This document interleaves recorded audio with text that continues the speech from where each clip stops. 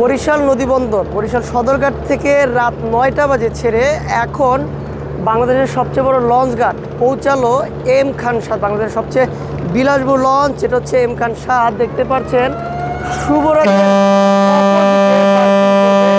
এখানে যিনি প্রথম শ্রেণীর মাস্টার রয়েছে এম খান সাতের, তার নির্দেশনায় ঘাট বার্থিং করতেছে এম খান সাত লঞ্চ এবং কয়েক হাজার যাত্রী আজকে বরিশাল থেকে ঢাকায় এনে ছেড়েছে এম খান সাদ।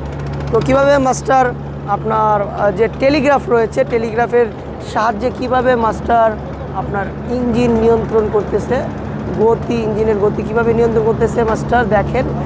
আর এটা হচ্ছে আপনার যিনি প্রথম শ্রেণীর মাস্টার রয়েছে তার নির্দেশনা, তার হাতে মাইক দেখা যাচ্ছে, তার নির্দেশনায় এই এম খান সাত পরিচালনা করাতে হচ্ছে বা চালানো হচ্ছে। একটু দেখায়, তিনি এখন মাইক দিয়ে অ্যানাউন্স করবেন এবং হাত দিয়ে ইশারা দিচ্ছেন কীভাবে বার্থিং করবেন সদরঘাটে, বাংলাদেশের সবচেয়ে বড় লঞ্চ ঘাট সদরঘাটে, সেটাই আপনাদের দেখাবো। এবং পিছনে অসংখ্য লঞ্চ রয়েছে যেটা আমি আপনাদের ড্রোনের চোখে দেখাবো। এবং ইতিমধ্যে মানে 6টা বাজে পৌঁছালো, 9টা বাজে ছেড়ে, রাত 9টা বাজে ছেড়ে আমাদের বাংলাদেশের সবচেয়ে বড় লঞ্চ ঘাট বরিশাল ঘাটের থেকে সদরঘাটে পৌঁছালো এম খান সাদ। তিনি আরও আগে পৌঁছাতেন, কিছু অনাকাঙ্ক্ষিত ঘটনার কারণে আজকে এম খান সাদ 5টা বাজে ঢুকানোর কারণ, সেটা 5টা বাজে বার্থিং করার কারণ 5টা বাজে বার্থিং করলো না, কিছু দুষ্ট মানুষদের কারণে আজকে এই ঘটনা ঘটছে, যেটা 5টা বাজে ঘটতো।